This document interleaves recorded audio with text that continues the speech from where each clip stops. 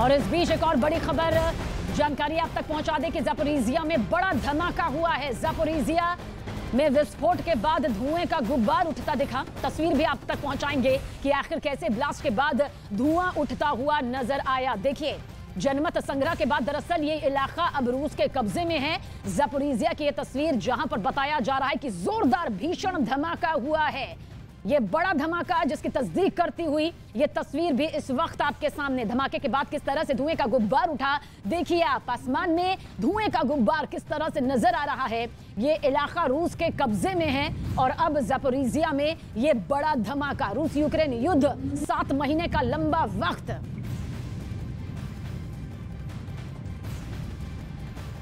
तो ज़पोरिज़िया में बड़ा धमाका हुआ है और यहाँ के न्यूक्लियर प्लांट के प्रमुख को अगवा करने का भी आरोप लगा है। अब आपको ज़पोरिज़िया के न्यूक्लियर पावर प्लांट की एक और खासियत यहाँ पर तफसील से बताने जा रहे हैं। दरअसल ये परमाणु पावर प्लांट की जो है वो यूक्रेन की राजधानी कीव से करीब 550 किलोमीटर और रूस के कब्जे वाले क्राइमिया से 200 किलोमीटर दूर है, जिसकी जानकारी इस वक्त हम इस मैप के जरिए आप तक पहुंचा रहे हैं कि ये दूरी यहाँ पर कितनी ज्यादा खास हो जाती है।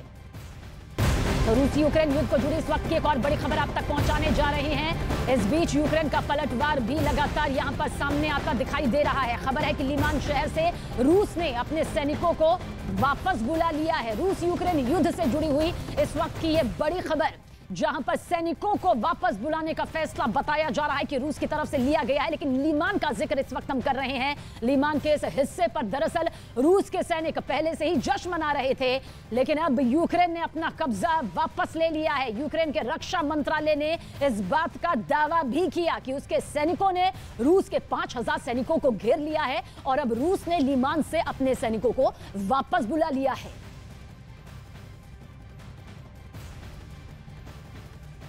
तो देखिए किस तरह से रूस यूक्रेन का ये महायुद्ध 7 महीने का लंबा वक्त सामने आया, लेकिन दोनों के बीच महाटक्कर जारी है। अब यूक्रेन का पलटवार जारी है तो ज़पोरिज़िया पर संकट किस तरह से बरकरार है, क्योंकि ज़पोरिज़िया रूस के कब्जे में है और अगर ज़पोरिज़िया न्यूक्लियर प्लांट से रेडिएशन फैलता है तो यूक्रेन समेत आसपास के देशों पर भी खतरा बढ़ जाएगा। आपको बताते हैं कि किन देशों में यह खतरा यहां पर बढ़ जाएगा। मेरे पीछे अब आप एक मैप देखेंगे जिसके जरिए हम आपको बताएंगे कि किस तरह से किन किन देशों में इसका खतरा बढ़ता हुआ नजर आता है। दरअसल Estonia, Latvia, Lithuania, Poland, Slovakia, Hungary, Romania, इस पूरे मैप को आप देखिए जिसमें मोल्दोवा भी शामिल है। दरअसल यहां पर इसका खतरा और ज्यादा बढ़ता हुआ नजर आता है, क्योंकि अगर हम बात करते हैं इस युद्ध की और इस पूरे प्लांट की जिसका जिक्र पूरी तफसील से जानकारी हमने आप तक पहुंचाई है, इन देशों के इन राज्यों में सबसे ज्यादा असर इन पर पड़ता हुआ नजर आता है, जिसमें ये पूरा यूक्रेन है और किस तरह से ये पूरे हिस्से यूक्रेन के हैं जिनमें असर इसमें नजर होता हुआ साफ साफ तौर पर दिखाई भी देता है।